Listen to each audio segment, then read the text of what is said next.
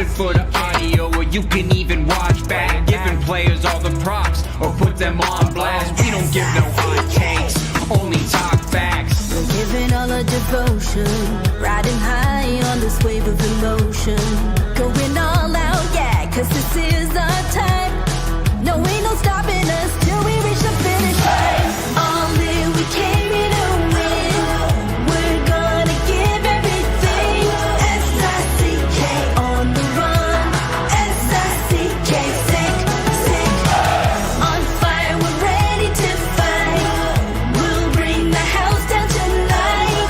S-I-C-K on the run. S-I-C-K, sick, sick. Play it on the car ride, play it when you lounge. X and O, you know that we can hold it down. Shout out to my man Sammy, got it off the ground. And to all the listeners tuned in right now, got debates, analysis, and speculation. This is sports talk for the new generation. You know where to find us, got a reputation. Sick podcast, your #1 sports destination. Giving all our devotion, riding high on this wave of emotion. Going all out, yeah, cause this is our time. No, ain't no stopping us till we reach the finish line. All in, we came here to win. We're gonna give everything. S-I-C-K on the run. S-I-C-K, sick, sick. On fire, we're ready to fight. We'll bring the house down tonight. S-I-C-K on the run. S-I-C-K, sick, sick. S-I-C-K, it's the sickest podcast. Tune in for the audio, or you can even watch back. Giving players all the props, or put them on blast. We don't give no hot takes, only talk back. S-I-C-K, S-I-C-K, S-I-C-K, S-I-C-K, S-I-C-K, S-I-C-K, S-I-C-K. all in, we came here to win. We're gonna give everything. S-I-C-K on the run. S-I-C-K, sick, sick. S-I-C-K, it's the sickest podcast. Tune in for the audio, or you can even watch back. Giving players all the props, or put them on blast. We don't give no hot takes, only talk facts. We're giving all our devotion, riding high on this wave of emotion. Going all out, yeah, cause this is our time. No, ain't no stopping us till we reach the finish line. All in, we came here to win. We're gonna give everything. S-I-C-K on the run. S-I-C-K, sick, sick. On fire, we're ready to fight. We'll bring the house down tonight. S-I-C-K on the run. S-I-C-K, sick, sick. Play it on the car ride, play it when you lounge. X and O, you know that we can hold it down. Shout out to my man Sammy, got it off the ground. And to all the listeners tuned in right now, got debates, analysis, and speculation. This is sports talk for the new generation. You know where to find us, got a reputation. Sick podcast, your #1 sports destination. Giving all our devotion, riding high on this wave of emotion. Going all out, yeah, cause this is our time. No, ain't no stopping us till we reach the finish line. All in, we came here to win. We're gonna give everything. S-I-C-K on the run. S-I-C-K, sick, sick. On fire, we're ready to fight. We'll bring the house down tonight. S-I-C-K on the run. S-I-C-K, sick, sick. S-I-C-K, it's the sickest podcast. Tune in for the audio, or you can even watch back. Giving players all the props, or put them on blast. We don't give no hot takes, only talk back. S-I-C-K, S-I-C-K, S-I-C-K, S-I-C-K, S-I-C-K, S-I-C-K. Turn up your volume. Because you're about to listen to The Sick Podcast. The Eye Test with Pierre, McGuire, and Jimmy Murphy. The Stanley Cup winning Colorado Avalanche And after 22 years, Raymond Mark! The sickest NHL podcast. Brought to you by TCS Customs and Logistics. Moving pieces, delivering peace of mind. It's gonna be sick. And welcome to another edition of the Eye Test here on the Sick Podcast Network. He is Pierre McGuire. I am Jimmy Murphy.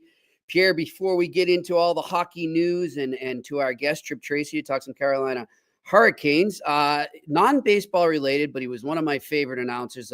Rest in peace to Bob Uecker, who tragically passed away today, age of 91. He lived a good life, but was wondering if you ever crossed paths with him in your days with NBC. I never did, but I watched him a lot. He was obviously a legend in Milwaukee. I mean, everybody knows that. And he was a World Series champion with the St. Louis Cardinals. You know, so that was pretty cool. But I think everybody remembers him, obviously, from the movie series, The Major League. And the best line in that one, "That's not our plane. That's our plane." I always remember that. And I won't say the team I was with, but there were a couple times where, "That's not your plane. That's your plane." There were a couple of times we had that.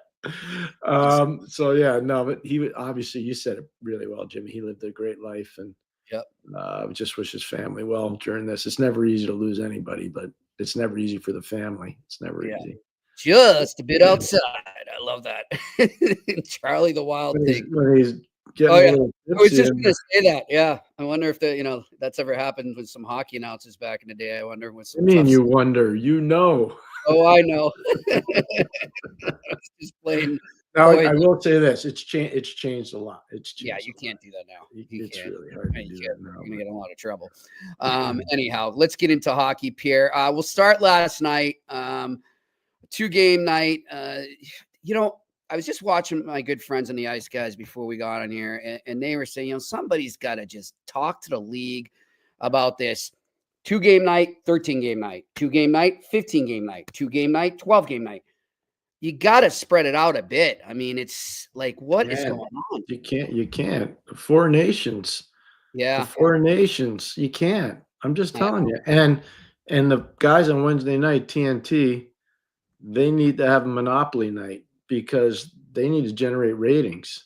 Yeah, they're not doing too well right now. We were just discussing. The Winter Classic was an abysmal failure. Yeah. So I understand where these TV networks are. I feel bad for them. Yeah.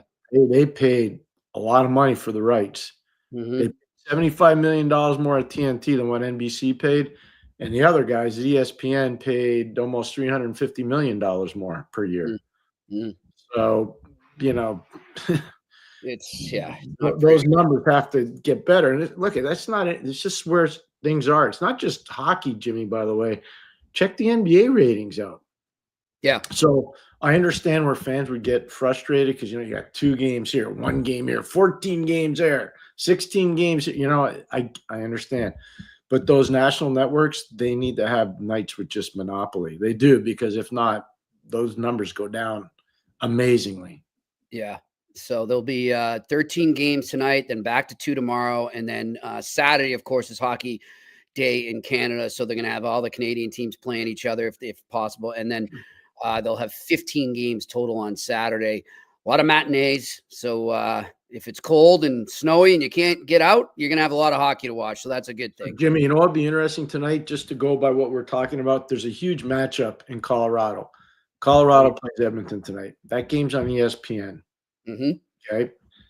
I think tomorrow we'll find out the number tomorrow. But you just said there are 13 games tonight. And I'm sure there's other sports. I don't pay attention, but I'm sure there's basketball. And I'm sure there's basketball and college basketball. I'm sure there is. Yeah. So that's all I'm saying. Well, I'm looking at that game, Pierre, and I don't know if this is what you're getting at, right? But that's a great matchup. It's become kind of a rivalry. You got tons of superstar power going in it. And this is no knock on the Buffalo Sabres and the Carolina Hurricanes. I'm not knocking their talent or their skill. I'm just talking about popularity and superstars and trying to sell the game with the faces of the game. Wouldn't it have been better to put that game last night instead of a Carolina Buffalo? You have to understand now. So Edmonton played Minnesota last night. He did. No, but I understand. So there's a lot of permutations that go. It's hard. So Steve Hasapetros does a schedule for the NHL, and it's a hard job, and it's a thankless. It's a really hard job. I'm telling you, Jimmy, nobody's happy when they see their schedule at first. So you got 32 teams sending in notes saying, no way, we're not doing that game. We're not doing that game. That's way too many back-to-backs. It's too much time zone. Everybody complains about their schedule. And then they're kind. They try to reshuffle some of them, but you can't do them all. No, you can't make everybody happy. You know what should be a really exciting day when you get your schedule as a team and as a coaching staff in particular? Chances are it's maybe one of the worst days of the year because you're like, I don't like this matchup. I don't like this time zone. I don't like these many back-to-backs. So you get all upset. Yeah. It's for the fans. It's easy to get mad, but you can't beat up the league on it. This schedule stuff is so hard. It's so hard to do.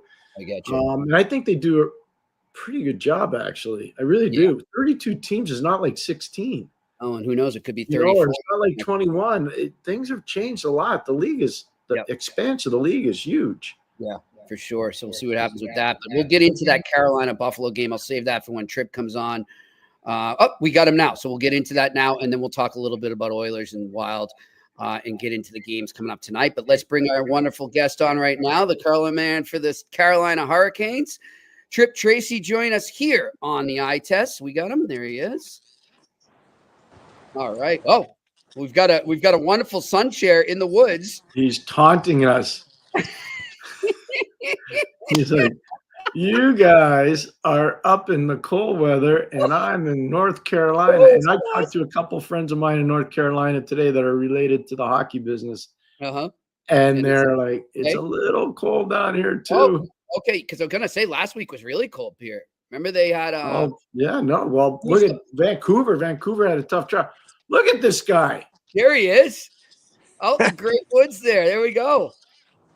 It's great to see you guys. I hope the signal's good. I had to make shift because my dog, Frank, went off leash for a while. I was able to locate him. My Pierre, Hannah Yates has him right now, so Hannah does a great job working with Tripp on the Carolina Hurricanes broadcast. She's in between periods and does the sidelines. Yeah. Cool. Yeah, that's scary when that happens. I had a friend of mine was looking for about 6 hours for her dog last week out in Arizona, and she was just frantic. So I know the feeling. It's tough, Tripp. I know I've been there. Well, I have an ongoing debate.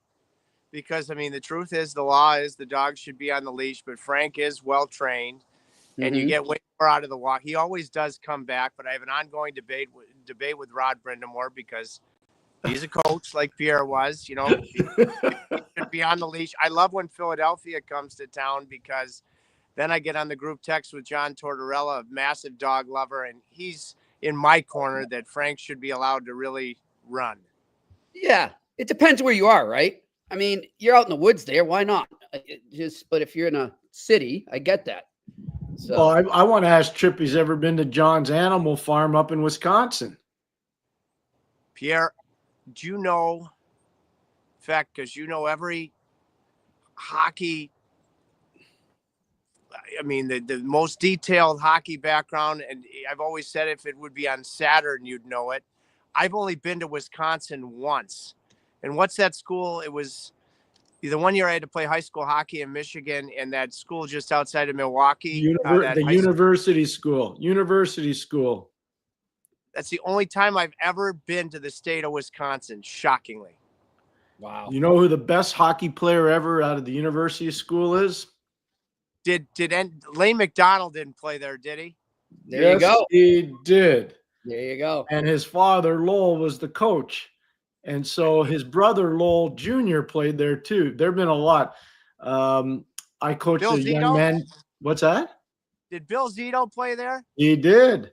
And so did Doug Christensen, the commissioner of the ECAC. And I can tell you this, I coached a young man from there by the name of Steve Epperson, who played for me at Babson. So you are good, Tripp. You knew that. That's good stuff. Good.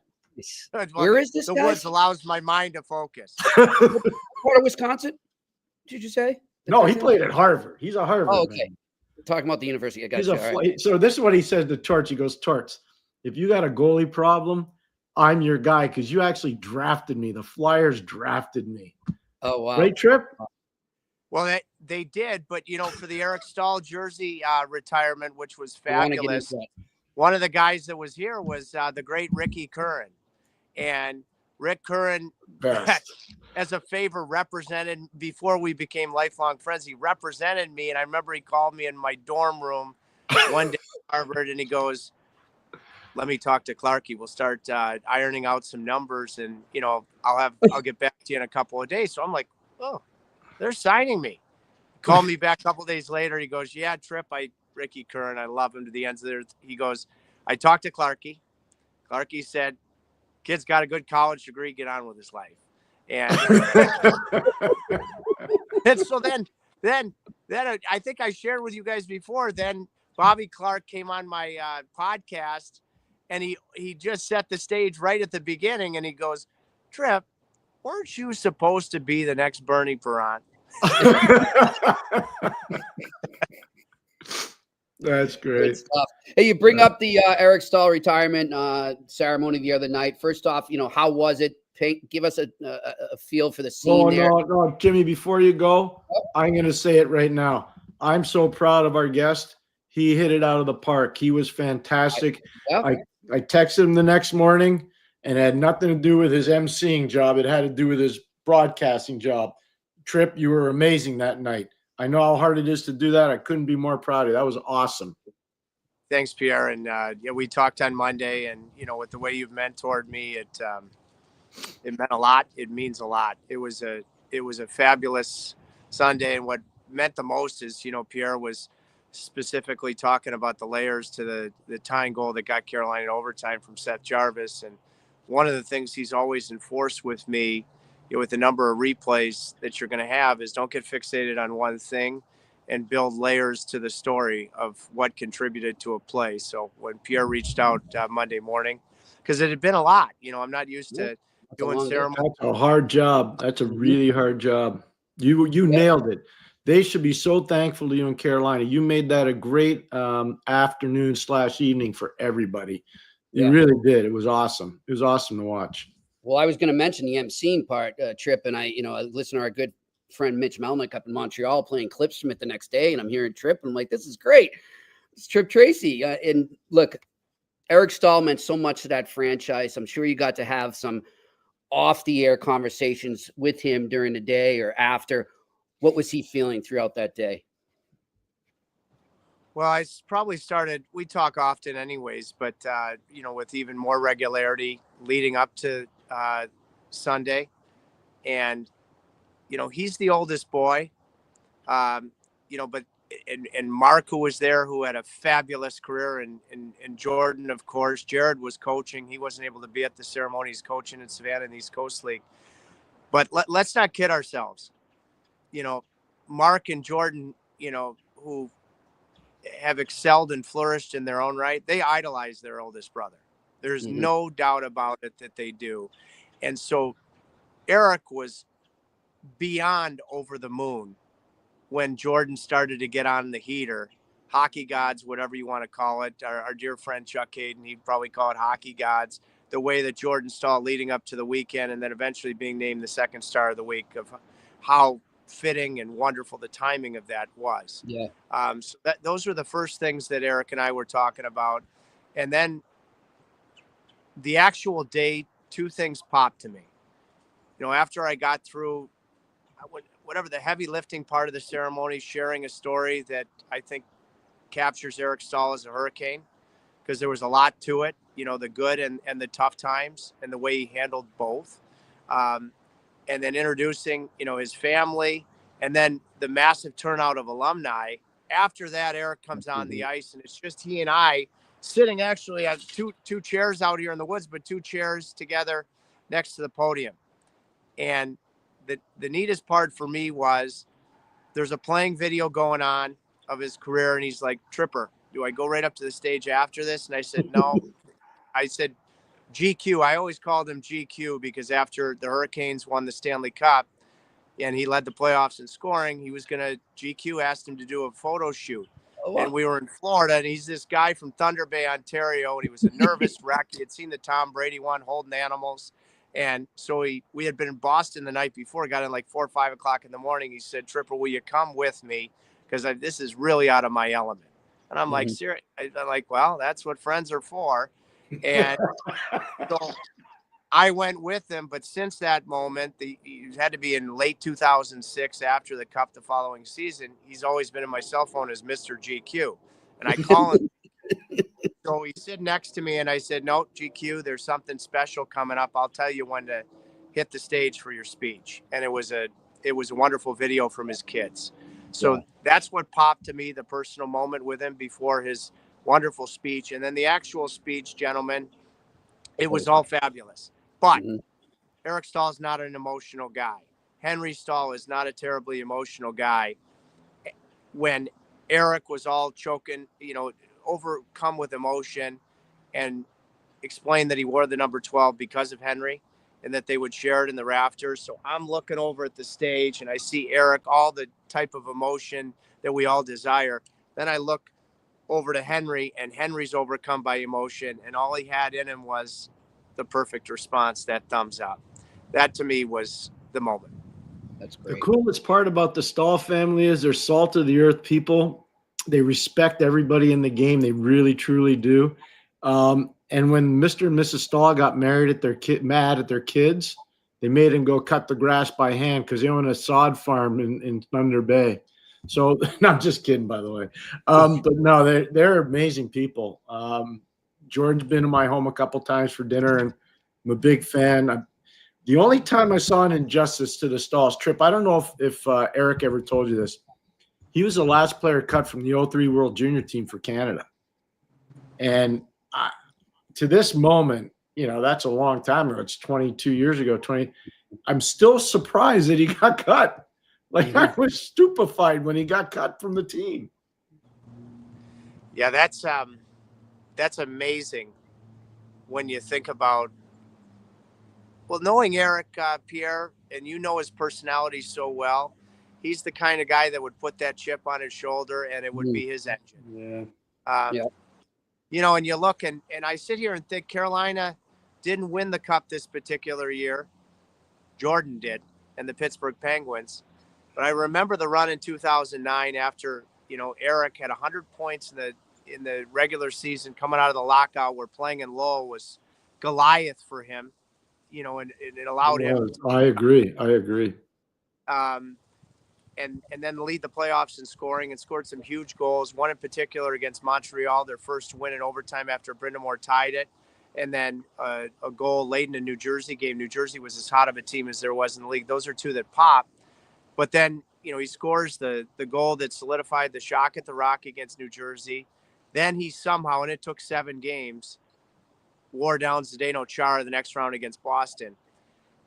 And then I remember, because we were in Pittsburgh and Carolina, Pierre was doing the games on television.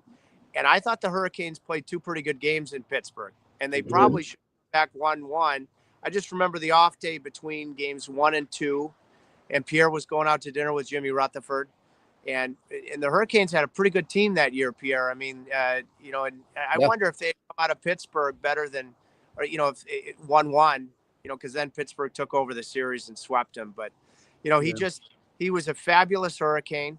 And I think that Pierre mentioning the World Junior experience probably fueled him for his entire career.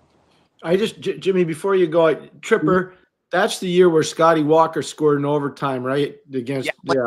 When his wife had been diagnosed with cancer. His wife was sick. When he knocked out Aaron Ward, too. I remember that. Yeah. Okay. Good. Yep. I was going to say, so you know him so well, I wonder if you fast forward to the end of his career and he goes on that run. I know it was a COVID year. I know a lot of things happened that make Montreal get to the Stanley Cup final. But what was that experience like? I don't know if if you've talked to him about it, at the end of your career, just getting another taste of that and going through a playoff run like that and getting to a final. I wonder what that was like, just to finish off his career. It was incredibly special. I did talk to him with regularity, trying to remember, and Pierre will get my chronology right here. When he went to the final with Montreal, if that was after he had gone and played in the Olympics for Team Canada, again, because he was that after or before? I think It was after. Yeah. And, you think about Montreal's Game 7 win in Toronto, after they had been down 3-1. Mm-hmm. And then you fast forward. I know you asked me about Montreal, but then with the Florida Panthers, Eric, I don't believe Eric ever lost a Game 7. I believe that's true. He never. You know what? I don't know if he ever did either. Honestly, that's a good one to research, Jimmy. Because he was on Paul Maurice's roster in Game 7 when they beat the Boston Bruins, that historically good Boston team. I don't believe. I just remember when you asked me, Jimmy, going into that Game 7 in Toronto for the Montreal Canadiens, I remember texting him and saying, GQ, as I told you guys why I called him that, you've never lost a Game 7. You're not going to lose this one. Wow. That's a great story. Like hearing Montreal players talking about how well he mentored them that year too. And just, I always wondering when guys are at the end of their career, what that means to them to be able to give back like that. And I could see a guy like Eric Staal really taking a lot of pride in that. Those are really good points. Hey, Tripp, I got to ask you this. I watch your team play all the time, and part of it's because you do the games, and I love the way you do the games. But are you concerned about any parts of the inconsistency with your group? Yeah. Because it's a significant sample size. I am concerned with the starts on the road, including last night. You've obviously had the concerns in goal, whether it be Kochetkov showing signs, but his inability to take the next step. Anderson sparkling start and then got hurt. Power play started lights out. And has, been a challenge recently in a lot of games when Gostisbehere was hurt, but now in the couple that he's been back. But the two biggest things for me would be for probably 6 weeks now, the top guys that, you don't win consistently in this league unless top guys are consistently showing up on the score sheet. And the reality is that I don't think, when I look at them in no particular order, Svechnikov, especially at 5-on-5, looked like he was building something last week. Natchez, who carried the team early and really has cooled off, scored a big goal last night in a loss, but I'm hoping we'll do something for him. Jarvis now with where he's being paid. And, of course, Sebastian Aho. You don't win consistently in this league if your top players aren't outplaying top players on a consistent basis and showing up on the score sheet consistently so. And I don't think there's been a point 45 games in where they have all been going at the same time. But maybe even more importantly, sometimes this happens when you've had the type of sustained success that Carolina's had in all of these playoff berths, is you lose just a little bit of that buy-in. And when you have that buy-in, as tight as the league is, you don't beat yourselves. You give yourselves a chance to win. I thought that the Hurricanes, prior to last night, really were building something. They had a stretch of 6-9 and 5-7 leading up to the Staal game. I thought the buy-in was on the rise.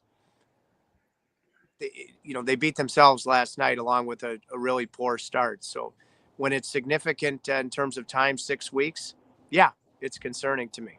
So you think they'll be active at the trade deadline? Yeah, I think I'm looking at it. And then, specifically last night where I thought they really struggled is their defense wasn't very good. That's not something I pointed to a lot this year because I think Brent Burns, he's not what he once was, but I think he's been solid this year. Slavin. Biggest story, for the first couple months of the season was the way that Jalen Chatfield and Dmitry Orlov played in the absence of Brett Pesce and Brady Shea. Gostisbehere has been full value. Walker's gotten more and more comfortable. When I look at the trade deadline, they have a ton of cap space that they have wisely acquired.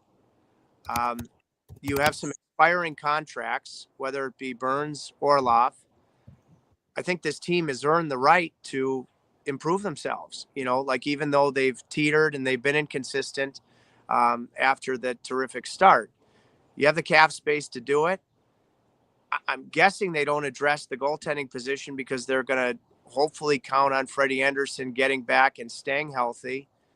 So when I look at it, this is just for me, but 2 center, Kokiniemi hasn't been able to do it. That's not his job. He's not. And I think, Jack Drury is on a Stanley Cup contending team. He's a depth centerman that will also touch your penalty kill for sure, maybe your second power play, and bump up if you have an injury. So you need help at center ice, and ideally a righty. And Svechnikov and Aho, for whatever reason, has never worked consistently. So you could really use a big frame that can complement Sebastian Aho, a power forward that can play the game at a high level. That's a lot of Bob. He'll come back. It's all right. The thing that I love about him, he's so thorough. Like, he really understands the inner workings of their team. I would say they're lean. They're lean on the wings. They really are lean on the wings. They're lean on defense. They're short on defense. You lose Brady Shea and you lose Brett Pesce. Those are 2 substantial losses. Burnsy's not playing poorly, but he's not getting any younger. He's drafted in 2003. I mean, it's a long time ago. Yeah, it's a long time ago. So one thing I want to ask, go ahead, Pierre. No, I was just going to say they have assets, drafted assets that they own, whether it's Scott Morrow, whether it's Bradley Nadeau. I mean, they've got other assets, young assets that they own. Lucas Mercury at UMass. They've got other assets that teams would be interested in that I think they could turn into live fire NHL body. I just don't know if they want to do that. I just don't know. Yeah, and the other thing too, and maybe you can answer, and I'll ask him when he comes back too, Pierre, as you mentioned the guys they lost on D. Those guys are big guys in the dressing room too, leadership-wise. Wow, and, I remember talking to Tripp earlier in the season, talking about how would they fill that void. And I'm interested to see if he believes they have. So I'll ask him.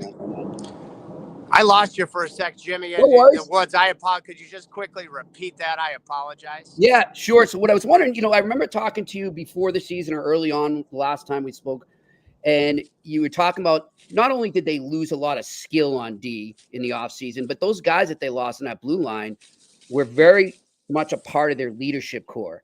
And I'm wondering, have they been able to find other guys to step up and replace that, or is it still a work in progress? When I look at the leadership of the team and the culture of the team, where would they be without Jordan Staal? It is so central, aside from the way that he's played this year. He's the reigning NHL second star of the week. Made me think about it going into his brother Eric's jersey retirement, that Jordan Staal, totally different type of player, but he is the face of the reemergence of the Carolina Hurricanes. So I think there would be strong thought. Certainly, it's a slam dunk if he ever wins the Stanley Cup. Could end up playing 1,000 games in a Carolina uniform. That he's been just as influential in Carolina as his brother has been. That's the first guy in terms of the true culture. And you lost those types of really good Hurricanes that you mentioned. And then the other guy that Pierre brings up often, it was the first trade when Tom Dundon bought the team that he made. And that was Jordan Martinook. And Martinook has had a fabulous year. He plays the right way all the time. His pain threshold is so significant that the way that he pays the price, you think, oh boy, he's finally going to be injured. And then he continues to play. I think what the challenge is in Carolina right now, Jimmy, and then you have just a world-class player and citizen and a guy like Slavin. Burns has been an unbelievable veteran, is when you have success, sometimes, Pierre, talk to me in reference your managerial and coaching career. Sometimes you lose your buy-in from good people, but they forget, about the true team consistent concept. That's what's impressing me in Washington right now. You can see that's a team, aside from the fact they're big. But, that's what I think Carolina with their leadership is trying to relocate. Wait till Washington adds Ryan Leonard. Because they're going to be adding him before the playoffs. Yep. Wait till they add Ryan Leonard to their lineup. You talk about big and a whole lot of nasty. He'll bring the party to you, and you won't enjoy it. One of the things Montreal Canadiens used to do a lot, Tripp, when Scotty was working for Sam Pollock, they'd always go out. It's to your point. They'd always go out and acquire a player that was close to winning or had been in the league for a while, but had never won. And they come into your room. They bring street cred from having been in the league. Maybe they've been close to winning the cup, but they bring enthusiasm into your room. That's why I asked you if you think they're going to be aggressive at the deadline. I think they are. Being an outsider looking in, I think they need somebody to say, I'm going to help you guys get to the next level. That's what I see. Mm-hmm. Yeah, I don't disagree whatsoever. Hey, and again, just to tie it all together, to such a special day in Hurricanes history when 12 went to the rafters, what was maybe the biggest theme of that Carolina roster in 2006? How elusive the Stanley Cup had been for supremely character-driven guys. Mm-hmm. Glenn Wesley had played the most playoff games at the NHL at that point without winning. Brindamore was his third Stanley Cup without winning. Hedeken, third Stanley Cup without winning. Ray Whitney, veteran guy, hadn't won. Doug Weight acquired in January, right about this time before the trade deadline, hadn't won. Pierre's good friend Mark Recchi, deadline acquisition, he had one ring at that time. Yep. But all these veteran guys that the Stanley Cup had been truly elusive was as big of a theme as there was to that Hurricanes team. Yep. There you go. So that's exactly how I see it, Tripp. Mm-hmm. I couldn't agree with you more. I think that's so perfectly said. Really well said. Best type of pickups. Tripp, how was the alumni game, by the way? Because I heard Aaron Ward talking about it. It seemed like it was a lot of fun. The alumni game was super. It was the whole lower bowl was full, which was fantastic. Rod Brindamore scored a goal scorer's goal. Wow. He still got it. Yeah, that was the way that he waited. I don't remember the goaltender's name for the NC State Ice Pack team that they were playing, but I mean, that was a beautiful goal. That's what the people came to see. Eric Staal banged one home.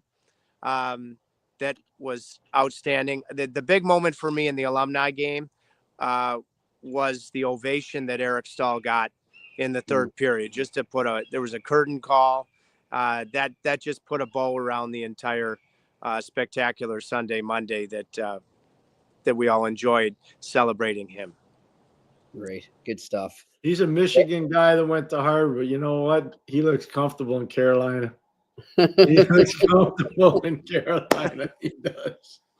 Well, let him get back. Listen, Tripp, always a pleasure. Thank you for joining us here. Tripp. Thanks, Tripp. I love your man here, hey Frank. He's back. I want to say that you. Sounds like me usually. All right. We're letting Trippster go now. We'll let him go. Good to have Tripp Tracy here on the broadcast. And I agree with you 100%, Pierre, in terms of what they might need to add at the deadline. A Recchi type, a Weight type, somebody like that. That could get going with what he just said they're missing a bit right now. I don't think complacency is a word that's a little too strong, but motivate, get it going again. I think they could use 1D, and I think they could use a bigger guy with some jam with hands up front. Mm-hmm. We'll see what's available at the deadline, but they've got, like I said, people don't realize they got a lot of young assets. They've drafted well. They have drafted very well. They really They're in a good position, is what you're saying. They are. They're in a good position for sure. Yep, for sure. Actually, you know what? Speaking of being in a good position or a bad position heading into the deadline, Pierre, I want to talk about the team that I'm familiar with, the Boston Bruins. Last night, they celebrated Jeremy Jacobs owning the team for 50 years. The Boston Bruins Foundation, led by Bob Sweeney, put on a wonderful gala. And some of the big guys were there. Cam Neely spoke. Charlie Jacobs spoke. So let's go right now to this quote from Cam Neely where, this is the first time I've heard anyone in the hockey ops department use the word retool. So let's go to this quote right now.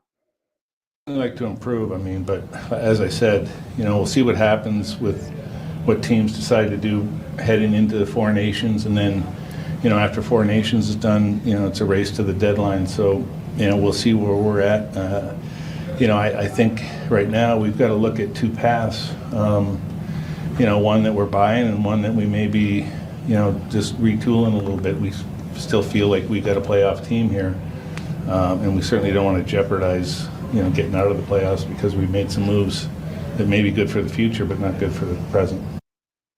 Okay, so sticking with the Bruins, and then I want to take it a little broader, the whole league, because I think there are a lot of teams in that position, Pierre.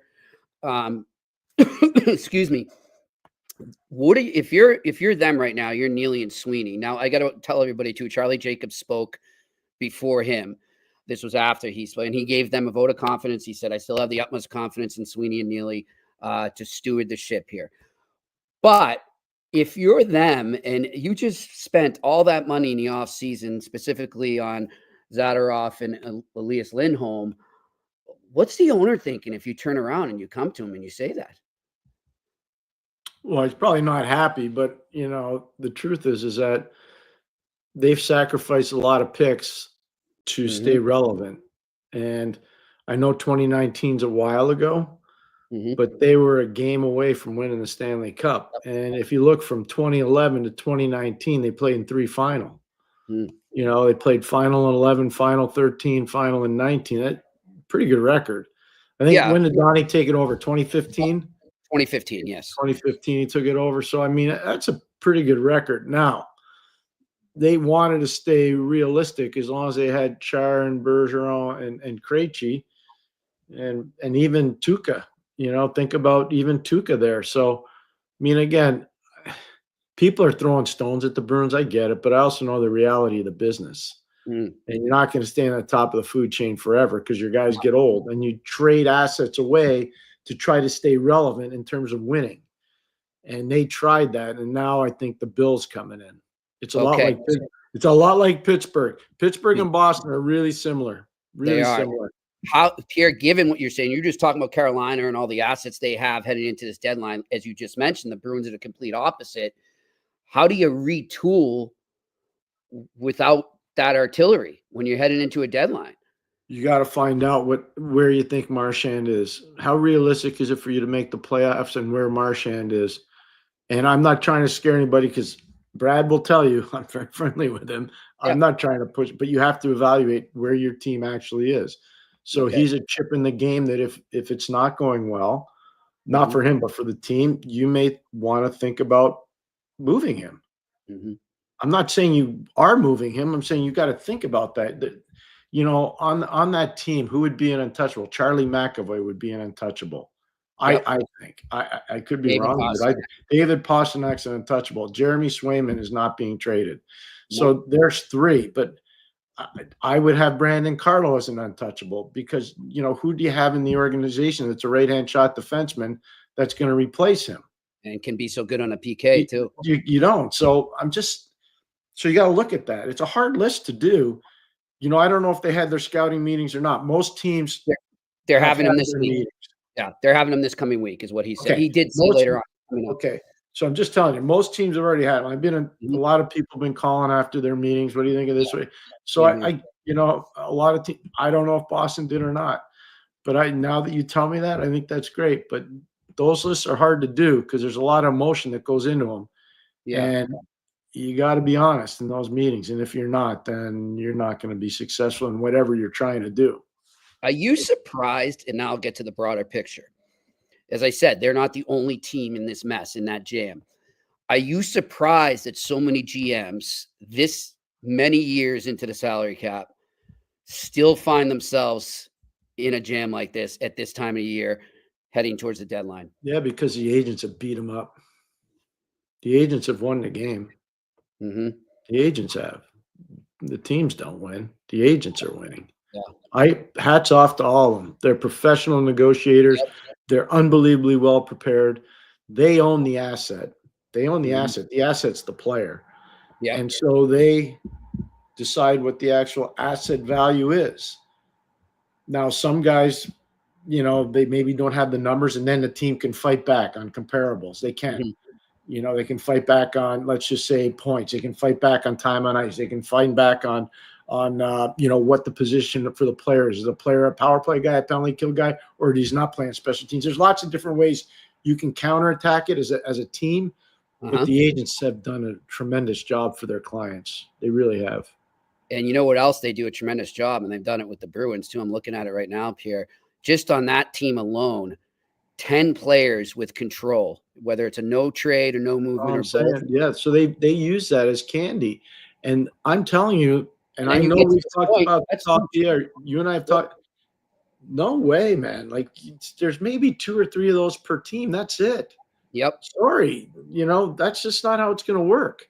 You want to get paid? Don't worry. Like, we want your player here. That's why we're paying him. Yeah. But, there's no guarantees except for death and taxes. Good stuff. All right. Well, listen, let's talk about our sponsors here. As we've been telling you all week, we're so happy to have TCS Customs and Logistics back. You can go there right now, unlock the full potential of your shipping operation with TCS Customs and Logistics. From around the corner to around the world, flatbeds to air freight, customs clearance to drawback consulting. TCS is a one-stop shop for all things transport, moving pieces and delivering a peace of mind for no obligation. Customs or freight quote, contact SickPodcast at shiptcs.com. Again, that's SickPodcast at shiptcs.com. Pierre, we're going to keep reminding everybody. I hope they're not tired of it, but we're going to do it every day until the events come.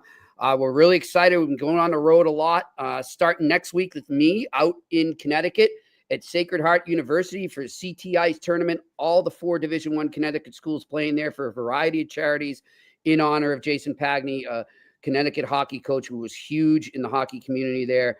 We're going to get some great in-person guests. Pierre will be tuning in from my alma mater, UMass. He'll be there with our guest for tomorrow on Campus Friday, who, by the way, I thought was amazing. We taped that today. He did a great job. Nathan was outstanding today. Nathan Strauss, good guy. He's on the rise. So Pierre will be calling in from there. So I'll be there next Friday. That's January 24th. And then in February, the first 2 Mondays of February 3rd and 10th, we will be at West End Johnny's, 138 Portland Street. Up the street from the Garden, Sam Adams and the Boston Beer Group will be sponsoring the shows. We'll be teeing up the Bean Pot from 4 to 5 p.m. each Monday, the 3rd and the 10th of February. So come join us there. If you're in the area, coming out for the Bean Pot. Doesn't matter which school you're cheering from, even though I'm told there'll be a lot of Huskies fans, a lot of Northeastern fans there. But come on in, wear your gear, have some fun. We'd love to meet you. And then in between that and the 4 Nations, we will be going up to Montreal the next day. Actually, the day after the final for the Bean Pot, we'll be driving up there to Montreal for the 4 Nations face-off. And before every 4 Nations face-off game in Montreal, we will be at McLean's Public House, 1420 Crescent Street, not the old McLean's. You want to go to a new one, Upper Peel, 1420 Peel, right above on the upper side of St. Catharines. Be going up there. We'll be doing the games there in Montreal, and then we will return to West End Johnny's for the games in Boston before every game there, 6 to 7 p.m. So really excited about that. Big thanks to those 2 pubs, the Public House, McLean's, and West End Johnny's, and of course the Boston Beer Group and Sam Adams. All right, let's talk about our other sponsor, Betway. You go right now, you can still go and get a free bet up to $200 if your first bet loses. Scan the QR code right in front of you. If you're at the website, just go to the details section and create a new account and redeem your welcome offer. This is only for new customers. It is only it's not available in Ontario. Terms and conditions apply. You must be 18 plus and play responsibly. Let's give you my sick pick of the day. It's time for Sick Picks. Brought to you by Betway. All right. Now, look, I got a couple picks here. As we said, it's a very busy night in the NHL. I know it didn't work last game when they played Detroit and beat the Detroit Red Wings 6-3, but they came out of the first period with a 1-0 lead. But I'm going to go back to that over 1.5. San Jose Sharks and the Columbus Blue Jackets in Columbus tonight. Give me the first period over. You can get that at -130. Also, on another first period bet, I like the New Jersey Devils to take advantage of a team that right now, I wouldn't say they're in disarray, but they're a little disjointed, especially with their veteran center, John Tavares, now being out for 2 to 4 weeks. I like the Devils to at least go in and take the lead early and walk into the first intermission with that lead. So take the Devils in the first period at -125. And then my final pick of the night, I'm going to Dallas, Pierre, and I'm going to the rematch of the Canadiens and the Dallas Stars. Of course, the Dallas Stars beat the Canadiens 2-1 in a shootout at the Bell Center this past Saturday. Now they're down for a rematch in Dallas. I love the Montreal Canadiens. Dallas is off a long road trip right now. We always know how that can go for the home team when they get back from a trip. Of course, it was a very successful trip, but the Canadiens are feeling it right now. I like them to go in there and pull off the upset. You can get them right now at plus 180. That's some great value. So Montreal Canadiens on the money line at plus 180. Pierre, you're smiling there. You think I'm getting a little too caught up in the Habs this area or what? No, I've been a believer for a long time. But what I'm thinking is Jimmy can't go to Ottawa. Jimmy can't go to Detroit. Jimmy can't go to Philly. Jimmy can't go to any of the teams that are battling Montreal because now they're mad at Jimmy. That's what I'm thinking. Good call, Pierre. I'm Definitely not going to pick on Pierre because I don't want to jinx them. Is my Notre Dame Irish in the national championship game on Monday. I'm not going near that. No, that's good. And I forgot, by the way, Columbus not happy with you either. No, they're not. They're not happy with you either. No, so. But you know what? I think that's going to be a fun game. I know people look at it and they say Columbus, San Jose. Why the heck would I want to watch that? I think there's going to be a lot of offense. Wait a second, Fantilli and Celebrini and Marchenko and all these guys, like that's a big future star power. Yep. That's huge. In Werenski, who's playing great right now. I'll be watching some of that, but I got 2 post-game shows to do tonight, one in Toronto and one in Montreal, so I got to watch both of those teams too. And Dobes getting a start from Montreal too. All you got to do is watch the eye test. You'll know that Dobes was getting the eye test or the start. We said that. Oh, all right. Let's get to the Q&A. What do we got? Murray McDonald, hi Pierre. Can we have a scouting report on Demidov and how he will fit in with the Habs when his contract is up with Ska? Absolutely. He'll fit in really well, probably on the second line, but I don't like to number my lines. Skill offensive player, produce on the power play, will energize the team offensively. He's an athlete. He's a great athlete who also happens to be a great hockey player. So he's amazingly athletic in a lot of the stuff that he does. I see, I don't think it's like anything secret. I think most people see him having a tremendous career in the league, and Nicky Bobroff and the Montreal Canadiens, Nicky, the head of scouting, Nicky Bobroff and Mario Lapointe and all the management people there did a great job selecting him. They really did. Great stuff. It was a great pick. All right, next question. Ron LaRoque, who is currently the front runner for the Jack Adams Trophy for Coach of the Year? Spencer Carberry. Yes, Spencer Carberry. I'm right with Pierre on that. And is MSL a contender at this point? It's funny you bring that up, Ron. You're such a good mind reader sometimes.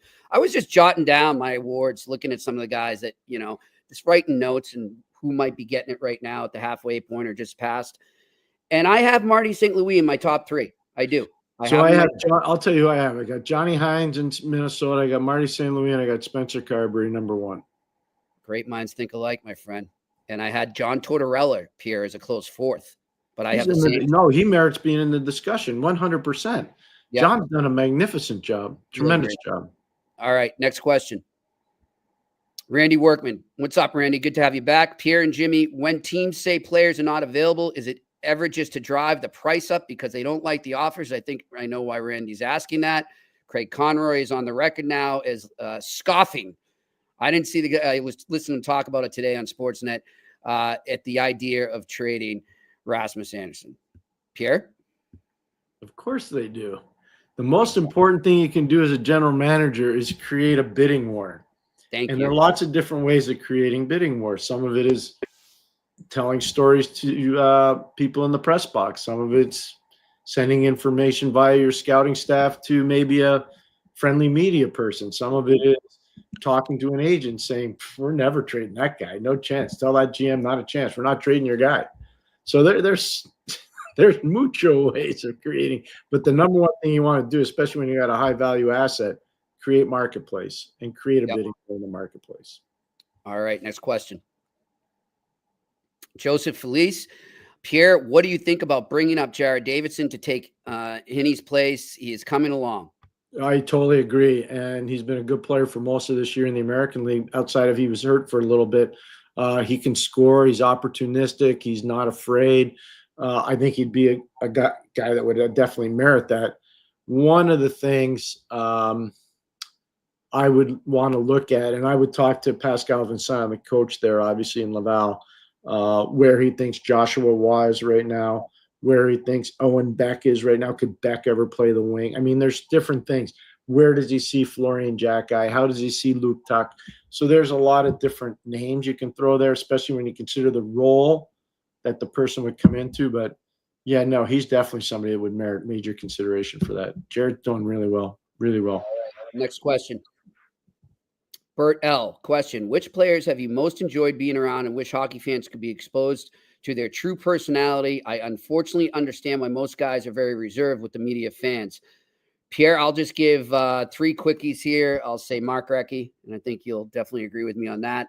David Pasternak, really enjoyed him, and I'm going to go way back. I haven't covered him on a daily basis since 2005, but I always loved being around Joe Thornton. So actually, Joe Thornton was going to be one of my players. There you go. So I would say Joe. I've really enjoyed my time around Joe. I'd say Lance Pitlick, who I saw play college hockey in Minnesota, saw him play for Hershey Bears and helped bring him to Ottawa, where he played for us in the American League in PEI and then obviously in the NHL. I'm a huge fan of Lance. I think he's just a tremendous human, and I wish more people got to know him. I know he's got a podcast that's been pretty successful in Minnesota, and he's been helping a lot of young players, and obviously his boys are very good players as well. So Lance would be another one. And then Kevin Stevens. No, I never. Now I can say I know him as a former. You said Mark already. So, I was just saying players I got to cover. I never got to cover Mark. I mean, I have so many. I don't want to alienate anybody. So, you know what? Mark, it means a lot to me, obviously. But Kevin was like, I can just tell you this, and he'll remember. You're running the practices, and you don't want to be crazy intense, but Kevin was so intense it didn't matter. He would make everybody else intense. So I've just always been a Kevin fan, and we had a lot of really good visits when I had the amazing privilege of working with that team back in the early 90s. What a gathering of talent and special people. The entire group was amazing, really amazing. Kevin probably, I'd say, from what I know, and I've known people and everyone I've met in this game, Pierre, he has maybe top 3 hearts. He's got one of the biggest hearts I know out of anyone I know. He's just he's such a sincere guy. He cares so much about his teammates and his friends. And that's one player that I wish people would get to know more, and I just don't know if he wants to put himself out there, would be Chris Pronger. Chris is so cerebral, and I'm surprised he's not a GM in the NHL. But I don't know if he wants to do that now or not. But Chris is amazingly intelligent, obviously a spectacular player. And I enjoyed almost every single second I spent with him. And sometimes I'm sure he hated every second he was with me. I was pretty hard on him. No, not you, Pierre. We'll say before we move on to Pierre, I think you'll agree with me too. One of the things that I always found fascinating as I started to cover the game too was that the fighters were some of the nicest guys. Jimmy McKenzie was as tough as any man I've ever been around, and Jimmy McKenzie was one of the nicest human beings you'll ever meet. I'm just telling you. They're just completely different people. Amazing. Yeah. They flip a switch, and Mark Jansen's is the same. I mean, I can go down to like Jake Caulfield, same thing. Troy Loney, same thing. I mean, all these guys I had the amazing honor to be around. Troy Millette is another one I could think of. So many tough guys, but when you get them away from that, you want them to date your daughter or marry your daughter. You know what I mean? Like, they're nice guys. They can protect them too. All right. Bert L. Question: with the successful AAA hockey scene in Chicagoland, why is there not a single D1 college hockey program there? Yet states like Connecticut have 4. That's a great question. Well, no, it is, but you got to remember, Illinois Chicago Circle tried like heck to do it. It didn't work out the way they wanted to, but their rink was great. It was right near where the stadium was. It was great. I don't know why the University of Illinois doesn't have hockey. It's in the Big Ten. I'm shocked they don't have hockey, but they don't. I'm surprised Illinois State doesn't have. I know basketball is big there, but I'm surprised. I'm surprised Northern Illinois doesn't have hockey. So to Bert's point, I would agree. But, Scotty said it the other day. You had the 3 M's. You had Minnesota, Michigan, Massachusetts. Yep. You can start adding some eyes in there too. Illinois and Indiana producing some players too. I'm glad you said Indiana here too. I know it's not Illinois, but it's a short ride to Chicago, and you got Notre Dame hockey right there. So I'm surprised. Hey, people forget Fort Wayne, Indiana, forever in the IHL, the old IHL, legendary program, legendary. Comets, is that what they're called? Fort Wayne Comets, exactly. Yeah, You're 100% right. So, big time legacy program, and I don't know. I'm surprised at more of the Big Ten, like Northwestern. I will just tell you, that's one I would think would have. Why would Northwestern have a hockey team? Yeah. That's a great one, right? Yeah. Think about it. So we have the Bean Pot in Boston, right? You and I are working at it. Can't wait to see it. Really excited. And you don't think they could do something like that in Chicago? I know. And you'd have Northwestern, you'd have University of Illinois, you could have Illinois State, you could do whatever. There's so many. Yeah, for sure. I'm looking forward to the Bean Pot, though. All right, next question. Alex Ivanowski, how high of an upside do you see Marchenko, Voronkov, and Chinakhov with Columbus? Marchenko just continues to impress me more and more every time I watch him. I think they all get some great upside, but right now I'd say Marchenko the most, but they're all good. Jimmy and I are on the same page, Alex. We don't have to go further than that. I think Marchenko's upside is huge. Don't forget Fantilli. Do not forget Fantilli. Don't sleep on Fantilli. For sure. All right, next question. Randy Workman. The question, how active do you think the Leafs will be at the deadline? I think they get a D-man and a center. I think they might be active before the deadline.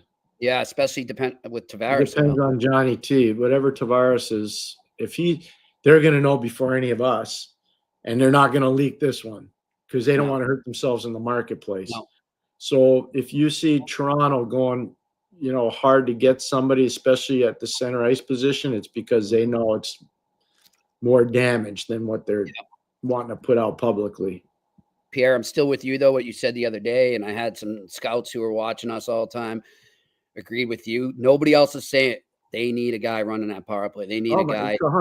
Look at, and I will tell you right now, I'm a gigantic Marner fan. I know some people aren't happy. Just watch him play. Yeah. But he shouldn't be running the point on the power play. No. It's just not his thing. That's not where he fits. There are other places he fits, and he fits really well. They need a guy like Fox, okay? I know the Rangers are – Fox is a power play quarterback. He's elite at it. Quinn Hughes is elite at it. Lane Hudson is – you're never going to get Hughes. You're never going to get Hudson. But there are other guys out there. Like I think I told you, and Jimmy, how much I hate bringing up names. Mm-hmm. But I would be calling Nashville and saying, "Are you guys going to do anything with that Roman Josi?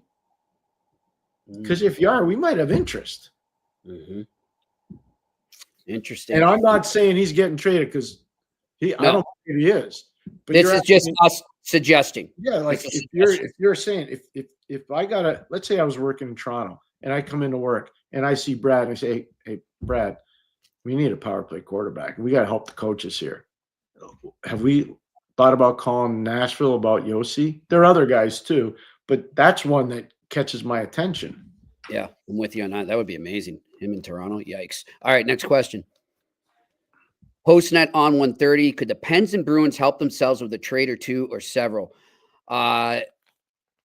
I'm guessing you mean not with each other, but just you're following up on what Pierre and I were saying, how they're in very similar positions. I don't say several. I would maybe more in the off season, but I think you need to, you got to look in the mirror right now and you got to identify the present and the future. And if you can somehow pull something off that addresses both, you do it. You pull the trigger, but that's a hard thing to do. I don't have to say anymore. He answered it for me. Well said, Jimmy. Thanks. Thank you. Next question. Alex Ivanowski. If Pettersson works, he fits the timeline with Pasta and McAvoy. So he's saying if the Bruins are able to get him, your prospects aren't great. Maybe you give up Hampus Lindholm or Zacha. I just think a retool is pointless. Go for it or rebuild. Disagree. When I was talking with a friend of mine, we were just kind of thinking about if they ever could get him and what it would take. Those are actually two names that came to my head. I don't think they're available. Nobody's told me that, but those are our two NHL roster players that I wondered if maybe it could help them acquire a player like that. But I don't know. And I don't think they're getting rid of Hampus Lindholm. You've seen how much that defense has suffered without them. I mean, they're excited to get him back. I don't know what direction they're going to go.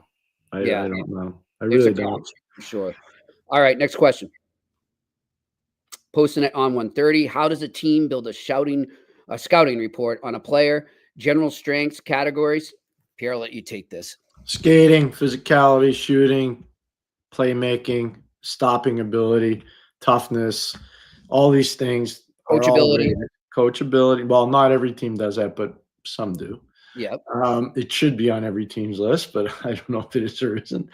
But there are forms, and scouts work hard. There's great computer programs that scouts get to use now. Back in the day when I started, you used to rate it on a form, and they were triplicates. You would keep one would go to director of hockey operations, the other would go right to the office. So it was kind of a different system back then. But now you can work on your computer. So yeah. But no, it's mostly about identifying physical and athletic strengths. And is a guy a game breaker? Is a guy a physical player?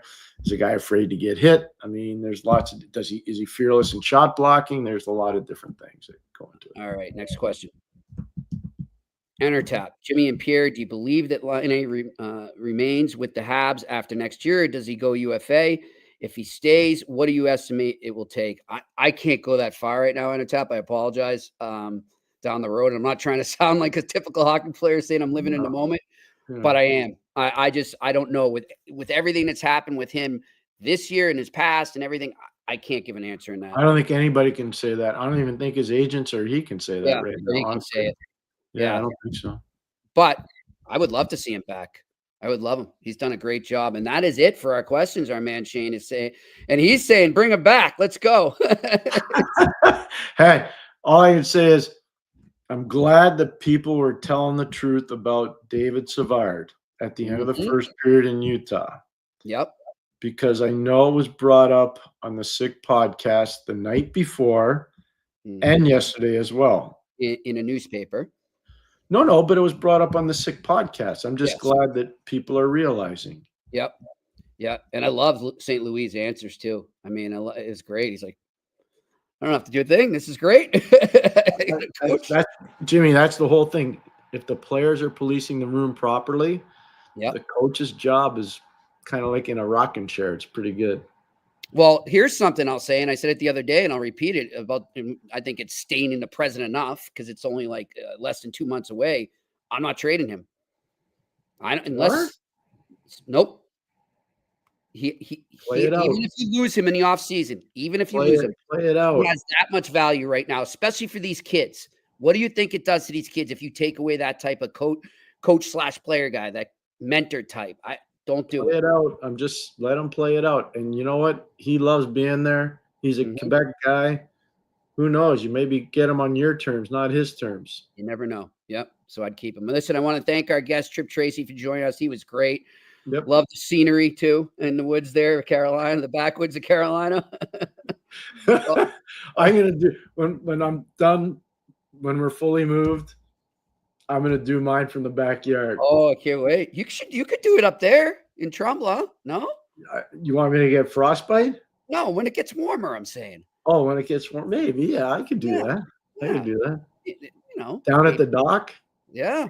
I'm down with that. We'll cue some Otis Redding sitting at the dock. Hey, there we go. Good stuff. But yeah, thanks to Tripp Tracy. Great stuff there. And I loved all his insight on Eric Staal that you don't really get anywhere else. That was great. And thanks to Shane, our producer, and thanks to our sponsors, TCS and Betway, and for our upcoming events at West End Johnny's and McLean's Public House and Sam Adams. Looking forward to all that. Tomorrow, pre-recorded, as I said, so no Q&A. But our on-campus Friday features play-by-play man for UMass hockey and a variety of other sports. Nathan Strauss, and I'm telling you, you guys want to tune in for this one, especially for any of you young broadcasters / journalists out there that watch us regularly and are watching now.